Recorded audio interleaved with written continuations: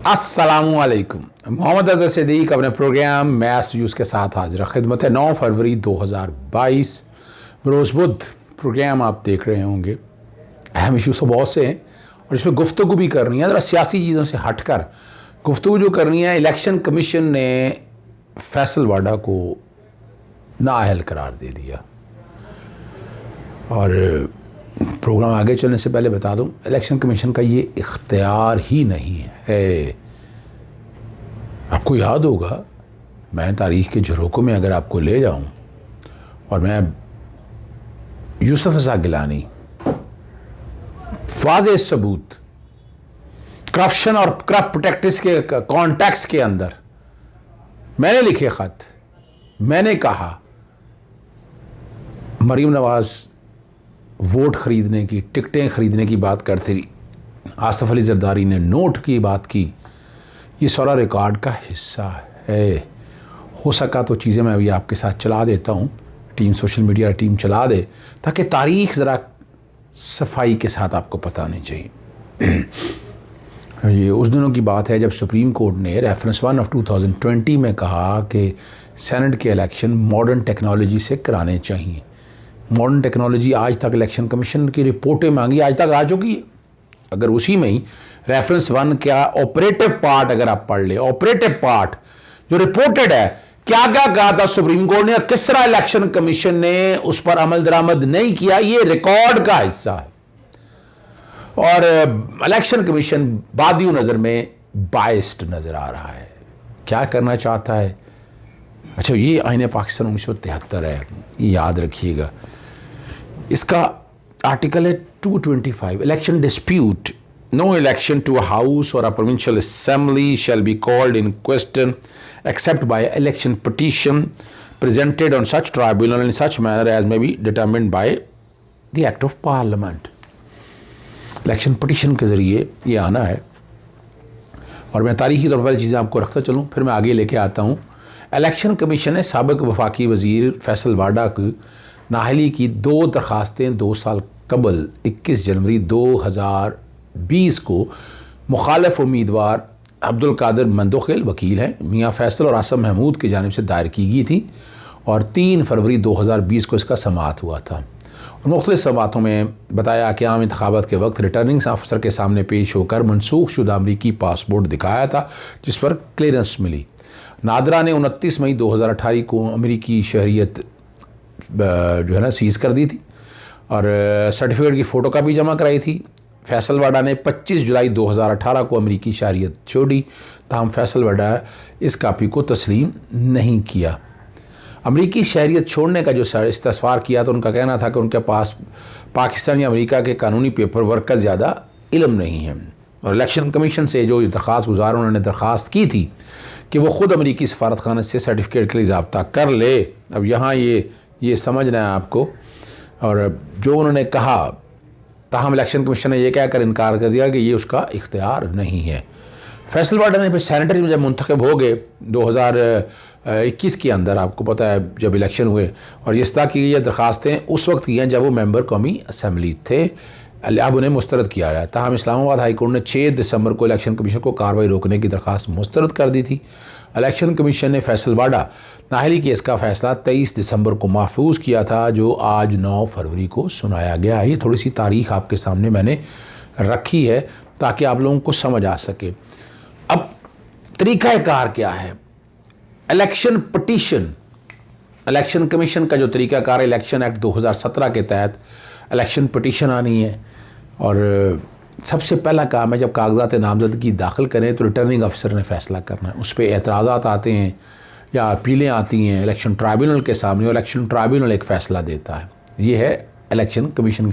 और यूसुफ रज़ा गिलानी में भी मैंने आपको बता दिया था, चूँकि अब उनका इलेक्शन हो गया हुआ है और उनका जो इलेक्शन है ना, वो इलेक्शन पिटीशन के ज़रिए चैलेंज नहीं किया गया सेनेटर के तौर पर, तो इसलिए इलेक्शन कमीशन का इख्तियार ख़त्म हो गया। दरख्वास्तें पेंडिंग है और कुछ नहीं किया इलेक्शन कमीशन ने अभी तक। मेरी अपनी दरख्वास्त वहाँ पर पेंडिंग है, तो ये चीज़ ज़रा समझनी ज़रूरी है। यहाँ क्या है यहाँ मिसाल के तौर पर दोहरी शहरियत सेनेट के इलेक्शन से पहले छोड़ चुके हैं, कौमी असम्बली वाले मसले में वो डिस्प्यूट अपनी जगह है, उन्होंने वहाँ से इस्तीफ़ा दे दिया। और कई केसेस यहाँ पर रिकॉर्ड के ऊपर मौजूद है कि जब आपने इस्तीफ़ा दे दिया है तो कोवरंटो जो है वो इनफ्रक्शस हो जाती है, गैर मौसर हो जाती है। यहाँ जब सेनेट का इलेक्शन लड़ा तो उस वक्त मेरी इतला के मुताबिक उनके पास दोहरी शहरियत नहीं थी। अब बयान हल्फी जमा कराया पिछले इलेक्शन में, तो सेनेट के इलेक्शन में नाअहल इलेक्शन कमीशन नहीं कर सकता, क्योंकि इलेक्शन पटिशन नहीं आई और इलेक्शन ट्राइब्यूनल के सामने नहीं आए। और बात जो आपको समझानी है कि 62F के तहत आपको याद होगा कि मैंने इसहाक डार का केस जो है ना, मैंने उनकी वो डिफ़ॉल्टर होने का केस मैं पहले चेयरमैन सेनेट के पास लेकर गया, आर्टिकल 63(2) के साथ बैकग्राउंड पे वो भी चल रहा होगा। 30 दिनों के अंदर फैसला करना नहीं किया तो मैं इलेक्शन कमीशन के पास आ गया। इलेक्शन कमीशन ने वो समाअत मुकर्रर कर रखी है, उनकी हियरिंग का नोटिस भी आपको मैं बता चुका हूँ। फ़र्क मैं क्या बता रहा हूँ कि यहाँ पर मैं पहले ले गया हूँ एक फोरम के ऊपर, और फोरम चेयरमैन सेनेट के लिए या speaker national assembly, speaker national या स्पीकर सूबाई असेंबली, सूबाई असेंबली के हवाले से उन्होंने नहीं किया, तो फिर मैं यहाँ आ गया। तो यहाँ क्या है कि जब आपने, और याद रखिएगा नाअहली के हवाले से फ़ैसला जो है ना, आर्टिकल 63 के हवाले से वो इलेक्शन कमीशन के पास है या इलेक्शन जिसके किसी के पास भी, वो नाअहली के कॉन्टेक्स्ट में चीज़ें हैं, वो प्रोसेस सारा वो ऊपर मौजूद है। या बराह रास्त हाई कोर्ट में आ सकते हैं दोहरी शहरियत, या सुप्रीम कोर्ट में आ सकते हैं। डिफ़ॉल्टर है कि इलेक्शन कमीशन की बजाय कई एडमिटेड चीज़ है तो आप आइनी अदालत में दरवाज़ा खटखटा सकते हैं। यहाँ इलेक्शन कमीशन का तो इख्तियार ही नहीं है। ये क्यों नहीं है? 62(1)(f) बैकग्राउंड पे चला देता हूँ। 62(1)(f) क्या? He is sagacious, righteous, non profligate, honest and मीन, there be no declaration to the contrary by court of law. अदालत, कोर्ट ऑफ लॉ का लफ्ज इस्तेमाल हुआ है, underline, court of law. Election commission is not a court of law. मैं फिर clear कर दूं, election commission court of law नहीं है। तो अगर इसमें किसी ने कहा करना है तो वो फैसला किसने करना है? वो फैसला करना है अदालत ने, हाई कोर्ट है या सुप्रीम कोर्ट है। जजमेंट बड़ी मौजूद है, मैं दोहराना नहीं चाहता उस हवाले से। तो इलेक्शन कमीशन ने अपने इख्तियार से तजावज़ किया। 2 रेमेडी मौजूद है। इस फैसले को हाई कोर्ट में भी चैलेंज किया जा सकता है और इस फैसले को सुप्रीम कोर्ट में भी लाया जा सकता है। फैसलवाड़ा ने करना है, वो क्या करते हैं, ये फैसला सस्टेनेबल नहीं। हाँ, अगर हाई कोर्ट के सामने ये मामला जाता है और हाई कोर्ट इस मामले को देखती है मिस डिक्लेरेशन के कॉन्टेक्स्ट में, तो 62(1)(f) के तहत जो है वो इख्तियार जो है वो हाई कोर्ट या सुप्रीम कोर्ट को है। मैं इस बारे में बड़ा वाज़ेह, मेरा माइंड बड़ा क्लियर है इस कॉन्टेक्स्ट में। तो यहाँ इलेक्शन कमीशन ने अपने इख्तियार से तजावुज़ किया और एक तरह का बायस नज़र आ रहा है। हुक्मरान जमात चूँकि बड़ी सख्त पेश आ रही है, तो यानी ऐसे जजेस तो बैठ नहीं सकते ना जो ज़ाती अनात के तौर पर सारे मामलात को देखते हैं। अब चलते हैं अगले केस की तरफ। बड़ा अहम है, पेशावर हाई कोर्ट का फ़ैसला मुअत्तल कर दिया है, जिसमें जो है ना बल्दियाती इंतखाबात डिले करने के हवाले से जस्टिस जाजुल हसन, जस्टिस आयशा मलिक पर है। फ़ैसला मुअत्तल कर दिया, फ्रीकैन को नोटिस जारी कर दिया। और इलेक्शन कमीशन का ये कहना है कि एबटाबाद बेंच ने इलेक्शन कमीशन को सुने बगैर बल्दियाती इंतखाब का इलेक्शन शेड्यूल मौखर कर दिया। 1 फरवरी को नोटिस हुआ, 2 फरवरी को मौसूल हुआ और इलेक्शन कमीशन को नोटिस मिलने तक हाई कोर्ट बल्दियाती इलेक्शन जो है ना मौखर कर चुका था। 5 अजला के शेड्यूल मौखर करने की दरख्वास्त पर 18 अजला का इलेक्शन मौखर कर दिया गया। ये वकील इलेक्शन कमीशन है। मौसमी हालात के पेश नज़र 27 मार्च को इंतखाबात नहीं हो सके थे। वकील शिकायत गुनाहगान का है।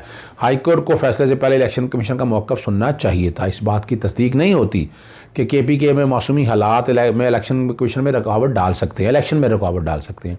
महकमा मौसमियात की रिपोर्ट को इलेक्शन कमीशन ने देखा तक नहीं। ये जस्टिस जाजुल हसन के रिमार्क्स है। हाई कोर्ट को फैसला देने की इतनी जल्दी क्या थी कि इसकी समाअत 14 फरवरी तक मुलतवी कर दी है अदालत ने।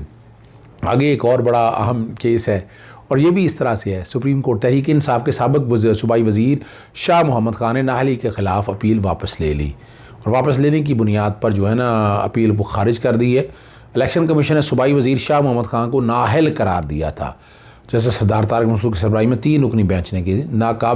नाअहली के ख़िलाफ़ अपील नाकाबिल समाअत है।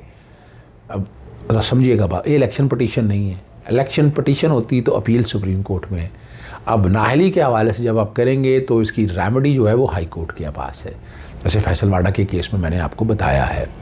बेहतर है कि अपील वापस लेकर मुतलका फ़ोरम से रुजू करें। जस्टिस मज़हर अली अकबर नकवी और अपील वापस ले लेते हैं, मुतलका फ़ोरम से रुजू करेंगे, ये उनके वकील ने अदालत को बताया है। पोजीशन मैंने आपके सारी सामने रख दी है। कोशिश करता हूँ, इलेक्शन कमीशन का ऑफिसर यहाँ इन सारे मामले में इलेक्शन कमीशन का किरदार आपके सामने ज़्यादा बादी नज़र यही आ रहा है कि इलेक्शन कमीशन बाइस्ड है, और अगर हुक्मरान जमात ने अगर सख्त ज़ुबान इस्तेमाल की है तो सख्त ज़ुबान इस्तेमाल का ये नहीं है कि आप फैसले आइन और कानून से बालातर होकर करें। मैं बड़ा वाज़ेह हूँ इस हवाले से। फैसलवाड़ा की नाअहली का केस भी जो है ना अपने इख्तियारात से तजावुज़ है, और इलेक्शन कमीशन नाअहली किन हालात में कर सकता है, वो कोर्ट ऑफ लॉ तो है नहीं, ये फैसला तो अदालत ने करना, और 62(1) में तो वैसे ही इलेक्शन कमीशन का इख्तियार नहीं है। ये अगर किसी ने तय करना है तो वो इलेक्शन ट्राइब्यूनल ज़्यादा से ज़्यादा जो है ना इस सारे मामले को उसका दर्जा जो है वो शायद कोर्ट ऑफ लॉ के हवाले से मैं नहीं कह सकता, क्वासी जुडिशल फंक्शन वो इख्तियार करते हैं। ख़त्म करने से पहले मैं बताता चलूँ कि इलेक्शन कमीशन के पास, जैसे मैंने पहले बताया, इनके आर्टिकल 62(1) के तहत कोई इख्तियार नहीं है। इसी तरह सेक्शन 8C या इलेक्शन आर्टिकल 218(3) के तहत भी अगर देखा जाए, साफ शफाफ इलेक्शन कराने का तो इख्तियार है, लेकिन नाअहली के हवाले से इलेक्शन कमीशन को कोई इख्तियार नहीं है। इलेक्शन कमीशन ने बिलाशुबा अपने इख्तियारात से तजावुज़ किया है, और ये हाई कोर्ट में पहली पेशी के ऊपर ये फैसला मुअत्तल हो जाएगा, और कोई भी हाई कोर्ट इस सारे फैसले को कलअदम भी करार दे सकती है। इजाज़त चाहूँगा। अस्सलाम वालेकुम, अल्लाह हाफ़िज़, पाकिस्तान जिंदाबाद।